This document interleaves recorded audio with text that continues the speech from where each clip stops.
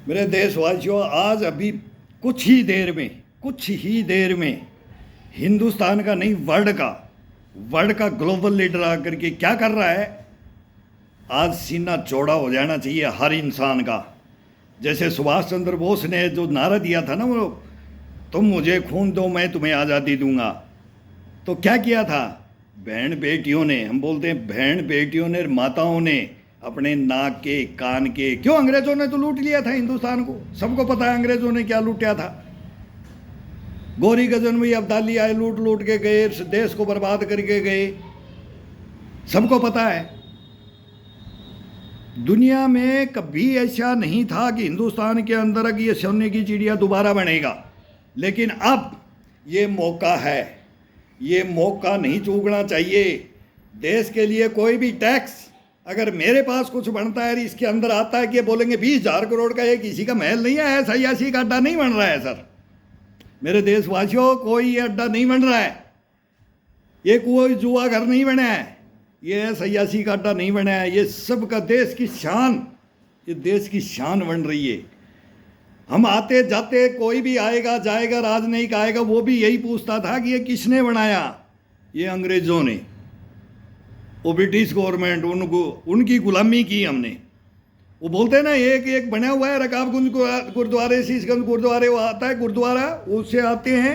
वो 9 गज जमीन मांगी थी राजा ने, हमारे राजस्थान के ने पत्थर दिए थे पूरे, पार्लियामेंट को, अशोका होटल को, और इनको पूरे टोटल राष्ट्रपति भवन को पैसा दिया था। अंग्रेजों को बोला था कि आप ले जाओ, और तब ये लैंड डली थी दिल्ली जयपुर, और इससे हुआ था ऊंट घोड़े हाथियों पे गया था, ये इतिहास है।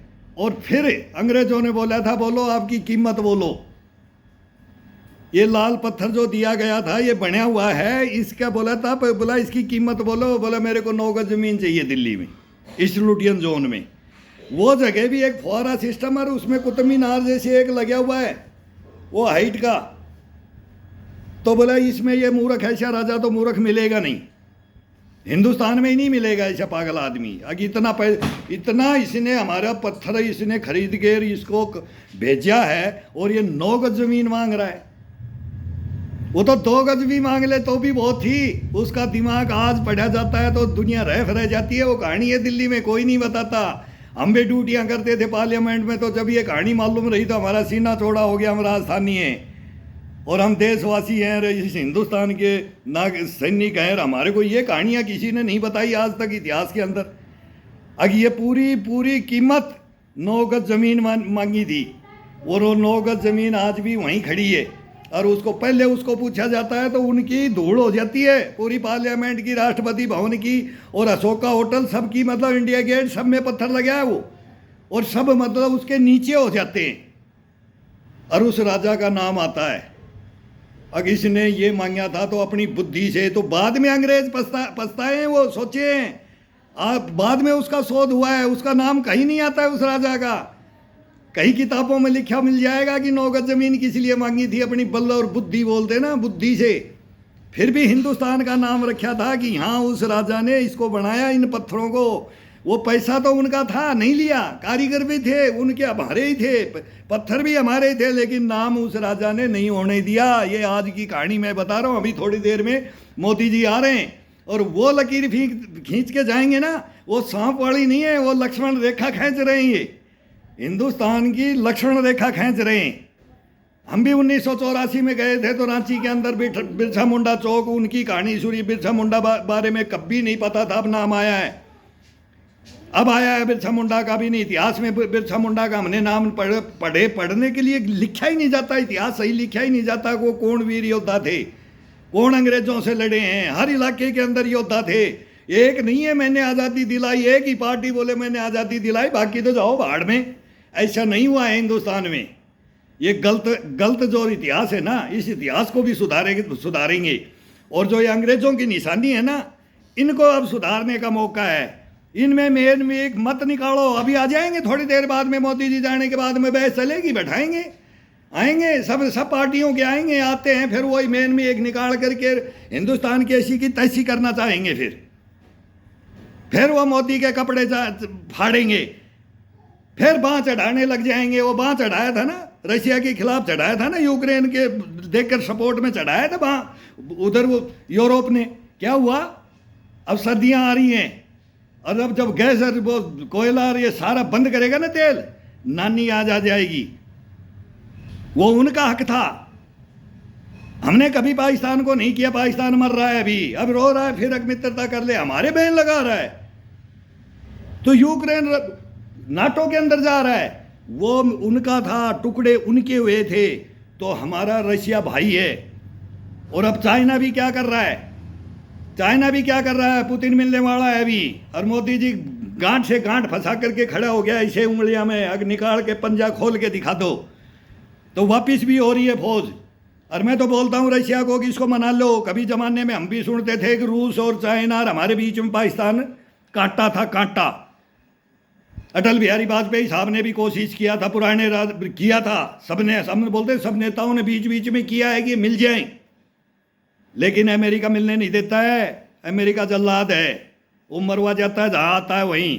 लेकिन उसको भी साथ करके चल रहे हैं, बिल्कुल उसका भी शोध करके चल रहा है मोदी, और डंका पीट रहा है। आज भी बाइडेन ने बढ़ाई की है और 5वीं इकोनॉमी बनी है। अरे हम तो लुटा देंगे, ये फिर कमा लेंगे, 2 रोटी तो चाहिए हिंदुस्तान को। जब हिंदुस्तान आगे बढ़ेगा ना, तो हमारे पास क्या था गुलामी के अंदर अंग्रेजों के टाइम में? हमारी माँ बहन बेटियां क्यों सुभाष चंद्र बोस को बोलते थे कि सोना चांदी पाजेब निकाल निकाल के फेंक दिया था, जिसके पास चुटकी है तो उंगलियों से निकाल के फेंका, कान से नाक से तोड़ तोड़ के दिया। अब ये आया एक शेर, आज वो शेर की कीमत हो रही है। कुछ दिन पहले भी हुई है, वो घोषणा हुई है आज उस शेर की, शेर के साथ में ये शेर उसकी कर रहा है तो हिंदुस्तान की कर रहा है। मोदी अपने लिए नहीं कर रहा है मेरे भाइयों। मोदी अपने लिए क्या करेगा? वो बोलता है ना झोली ठाक के चल दूंगा, उसका भी मजाक उठा लिया तो चल देगा। हम भी चले यहाँ, मैं भी बोलता हूँ वो शिव भक्त है, वो किसी के साथ गलत नहीं करेगा, ना हिंदू का करेगा, ना मुसलमान का, ना सिख का करेगा, ना ईसाई का, ना क्रिश्चन का। वो न्याय करेगा, और न्याय नहीं करे तो हम आ जाएंगे। न्याय नहीं करेगा ना, तो देश का राजा न्याय नहीं करेगा ना, तो फिर वो गलत भी कहला जाता है। लेकिन प्रजा बोलेगी, विपक्ष तो बोलता रहता है। इनकी तो मेघ निकालोगे क्यों उस गद्दी के लिए? तो उस गद्दी पे आने के लिए आओ, हम आपका भी सलूट मारेंगे, आपको भी सर माथे पे बैठाएंगे। मैं तो बोलता हूँ नीतियां लाओ, एक से लाओ, मोदी को काटो, खुद मैं काटने के लिए आ जाऊंगा तुम्हारा सपोर्ट करने के लिए कि ये इनसे भी आगे, ये इनसे भी फास्ट जाएंगे, वो लाओ। तो ये हिंदुस्तान में देखो बेटा, हिंदुस्तान में देखो कौन क्या कर रहा है, और थोड़ा दिन चुप रह जाओ। मैं तो बोलता हूं कि 70 साल होगी, उसमें सभी पार्टियां आई हैं, बीजेपी भी आई है और भी आई है, मिली जुली भी आई है। मिली जुली क्या करेगी? हिंदुस्तान को बर्बाद करेगी। जो खिचड़ी होती है ना वो बीरबल वाली, वो कभी नहीं पकती है, वो हंडी रखी रहती है, वो नहीं पकती है। मैं बार बार बोलता हूँ खिचड़ी नहीं पकेगी। जब लकड़ी डाल लेंगे ना, आग डाल लेंगे उसके नीचे, आग जब पकती है, जब उसके अंदर जब छांट लगती है ना, जब बोला दूर हो जाओ, अब रंधने लग गई है। और नहीं तो वो कभी छांट ही नहीं लगती, तो पकेगी कैसे? वो घुटेगी कैसे? घोटना पड़ता है उसको जब खिचड़ी का टेस्ट आता है। तो अब हिंदुस्तान के अंदर मोदी जी घोट रहा है पूरी दुनिया को लेकर के, और घोट रहा है और बता रहा है कि हम कौन हैं, हम कौन हैं। तो हम तो ये साथ देने के लिए खड़े हुए हैं, और हर नागरिक को होना चाहिए, इसमें कोई द्वेष भावना नहीं होनी चाहिए। शब्दों को तोल मोल के, और बोलते ना कि सोच विचार करके तब बोलो कि ये क्या बोल रहे हैं। उनको तोड़ मरोड़ करके, उनको मतलब कबाड़ में फेंकना मत सोचो कि आज मैंने बोल दिया तो मेरी तो वाहवाही होगी, मैंने ऐसा बोला है, मैंने बहुत बड़ा पहाड़ तोड़ दिया, मैंने ये देश के खिलाफ बात ऐसे बोल दी ना, तो मैं एक हूँ जो बोलने वाला हूँ। बस ये भावना हिंदुस्तान के लिए मत बोलो बस। और मैं बता रहा हूँ, मैं सैनिक हूँ, मैं सैनिक की बात भी बताऊंगा, राजनीति की बात बताऊंगा, और इंसानियत की बताऊंगा, और प्रभु की बताऊंगा, और सभी धर्मों की बताऊंगा। हम भी सुना है इनसे, सब धर्मों का हमने सुना है, सबसे मित्रता की है, सबकी प्रेम भावना से। भाई तुम्हारा ये हमारा भी यही है यार, और अलग तो है नहीं, बस इतना सा ही अंतर है। खान पीन का है, पहनावा का, मैं तो बोलता हूँ टोपी में अंतर, पहनावा में अंतर, पूजा पद्धति में अंतर, रहन सहन में अंतर, चलने में अंतर, बैठने में, उठने में, तो ये तो चलता रहता है। इसके ऊपर लड़ाइयाँ करते हैं, इसके ऊपर द्वेष भावना होगी, तो क्या क्या करेंगे हम कुछ नहीं कर सकते। हम बता सकते हैं और सुधारेंगे। बोलेंगे, किसी भाई के दिमाग में आएगा तो बोलेगा कि भाई ये सही बोलता है, बोलना चाहिए, सबको बोलो, सब बोलो, लेकिन सही बोलो, गलत मत बोलो। ये देश में सब भाई भाई है और सब अपने देश के प्यारे। जय हिंद।